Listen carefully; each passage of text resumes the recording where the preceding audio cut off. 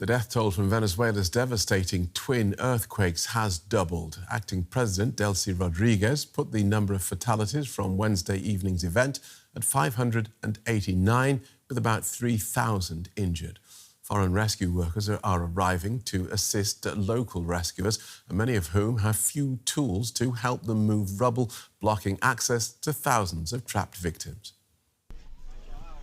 A rescue operation in full swing. A man has just been pulled out alive from a destroyed building in La Guaira state. He's one of many people, young and old, who've been found amid the rubble.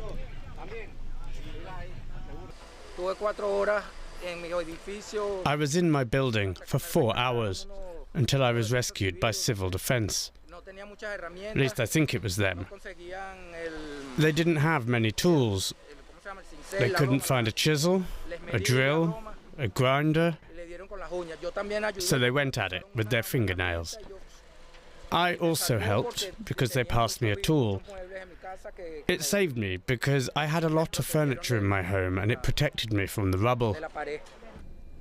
But hundreds have been killed, thousands injured, and tens of thousands of people are still missing in and around the capital, Caracas. The two powerful earthquakes hit Venezuela at around 6 p.m. local time on Wednesday, just seconds apart. The first, a 7.2 magnitude quake, was centred near Morón, around 170 kilometres west of Caracas. It was followed by a stronger 7.5 magnitude earthquake nearby, as well as at least 30 aftershocks. Countries from around the world have offered Venezuela aid and sent rescue teams, including Germany. Much needed help as the country grapples with the devastation. Meanwhile, Venezuela's interim president, Delcy Rodriguez, gave an update on the rescue operation. This has truly become a tragedy. I wanted to report that the clearing of roads has not only allowed our rescuers, our public safety agencies, and our military personnel to move throughout the state, but it's also helping to address the logistics around food and water. As rescuers continue their efforts to reach those still trapped, the long path to recovery is only just beginning. Well, Cristina Garcia is Regional Director for Latin America and the Caribbean at Save the Children. She joins us from Panama. Welcome to DW. What are you hearing from your colleagues on the ground? Yes, thank you. Thank you for having me. So as you were saying, the situation in the ground remains extremely challenging. Our staff, who thankfully have been all accounted for, but they have themselves been affected by this earthquake. Either they cannot return to their homes or family members have been affected. So the situation remains extremely challenging. Right now, search and rescue operations are the priority number one. As you were showing, there are still a lot of missing people, so the search and rescue are the most immediate priorities. But as the situation evolves, the humanitarian needs are starting to rise. We are especially concerned about the well-being of children. Many families and children, they spent already 2 nights in open spaces, so temporary shelter is starting to be a critical need together, with safe water, food, and other critical needs. We are especially concerned about children, the well-being of children. They've been through a lot. This is a very traumatic event.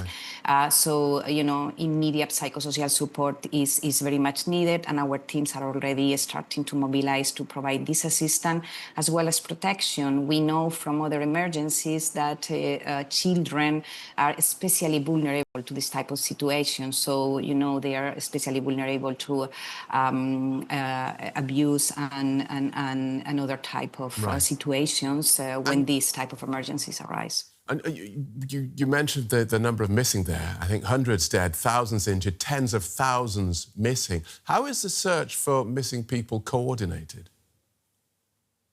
Yes, so this is being coordinated by local authorities, so civil protection and the firefighters. So this is government coordinating the search and rescue operation mostly with the different teams that are coming from all over the world.